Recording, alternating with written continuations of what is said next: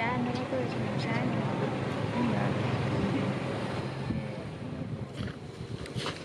Sì, tôi xin nói. Tôi xia cho tôi. Tôi nói chứ. Này của tôi đã xia không? Cái gì ta nào mà? Tôi có chỉ tôi Tôi có của. Để sao đây? Chỉ ra cái gì à? Sì. To không? Nó chả. To. Nó chả không? To. Tôi không biết sao.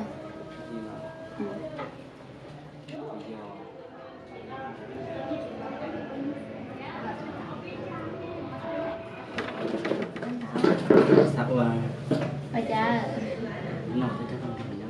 hai đồ đa thôi rồi. Mới chỉ chân nhỉ? Cái gì chỉ tao của nhau thôi. Cái gì thì cũng lăng mà tao muốn đúng tiếp của nó mà. Lý do ước lượng nó này không có ở trong chán chờ cho nên nó chút nhiều.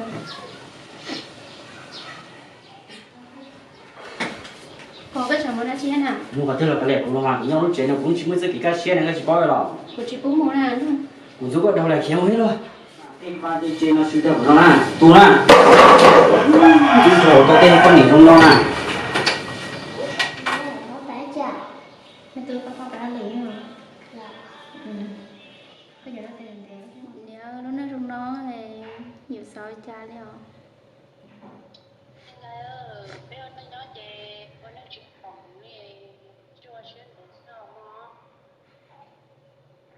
Nếu như thế nó nói để một chỉ soi của các anh thôi thì nên nhớ ấy nếu vào lúc của liên bố nào lúc cơ mà lúc cơ ta chỉ béo nên nhớ chị ôn nên chỉ còn về những nói ứng mà những cái bài của tôi theo ấy tới đến này mình sẽ mấy vòng của chúng tôi sẽ ứ đi này rồi Tôi rồi lắm rồi bây giờ thì tôi sợ. Em con đã dọn một xe nào. và ta đã lắm hả thằng Đó. Thì tôi chỉ phải nói tôi nó trả sợ. cứ sống em mà thằng của mai thì của phải không Có một cái này. Sao khoai nhá, sao khoai mình nó tú lột mà hay à nó cái tú này tôi cho hay chuyện tôi đi ta theo sao khoai mà sao khoai tú lột nó chạy mà hay tôi nó Nó nói chuyện với nó. tôi nói tao mà xuống với con wow cái thứ ba là mình để có đến là tôi cho một cái gì nữa